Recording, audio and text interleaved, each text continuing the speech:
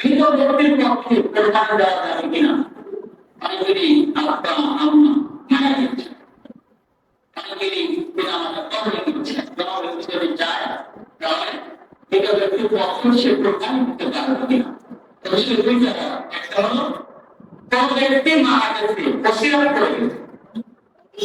আগামী বছর যদি বাবা আমি দিতে থাকি তাহলে আমি কোরবানি দিব, তার সন্তান আছে, এই সন্তানের একদিকে অংশ দিয়ে হলেও এটাকে অবশ্যই বাস্তবায়ন করতে হবে, এটা তার ছেলেদের ভিতরে রয়েছে, অবশ্যই করতে হবে। আর দ্বিতীয় ভাগ হলো ব্যক্তি যদি মারা যায়, পিতা মাতা মারা যায়, তার পক্ষ থেকেও কোরবানি দেওয়া যাবে, তার পক্ষ থেকেও কি কোরবানি করা যাবে। কারণ রাসূল কারীম সাল্লাল্লাহু আলাইহি ওয়াসাল্লাম বলেছেন তিনটা জিনিস কবরে আছে, তার মধ্যে এক নম্বর হলো আমানুল সদকাতুন জারিয়া, একটা সদকা জারিয়া একটা অংশ হলো এই কোরবানির যে ইসলাম সব পরে থাকে, যে কোরবানি আপনি দেবেন আপনার পিতা মাতার জন্য,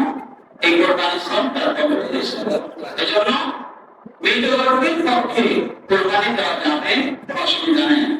যখন ইমাম সাহেব আপনি যেখানেই থাকেন, যে এলাকায় থাকেন, যেখানে বসবাস করেন, যখন ইমাম সাহেব যাবেন আপনি বলবেন যে ভাই এটা আমার মৃত মা বাবার পক্ষ থেকে আমি কোরবানি দিচ্ছি, আপনি আল্লাহর কাছে দোয়া করেন আমার পিতা মাতার জন্য। সে দোয়া করলে আল্লাহ আপনার তাকব্বাল মিন্নি, তুমি না নাম করে দোয়া কোনো অসুবিধা নেই। এজন্য পিতা ব্যক্তি যারা মারা গেছে, পিতা মাতা তাদের পক্ষ থেকে কোরবানি দিলে কোনো অসুবিধা নেই। এরপরে হলো গর্ভবতী পশু কোরবানি দেওয়া, দেখে আমাদের দেখে অনেকে দেখা যায় যে কোরবানি দিচ্ছে জানে না যে ভিতরে বাচ্চা, এমন অবস্থায় কোনো পশুকে আপনি ক্রয় করে আনেন, আনার পর থেকে কোরবানি করার পরে সেটা পেটের ভিতরে বাচ্চা, ওই বাচ্চাকেও জমা করে দিতে হবে, ওই বাচ্চাকেও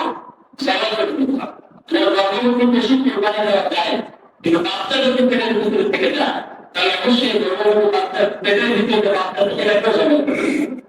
এরপরে খান আপনার পালন করলাম, এটা হলো আমাদের নির্ধারিত সীমানা,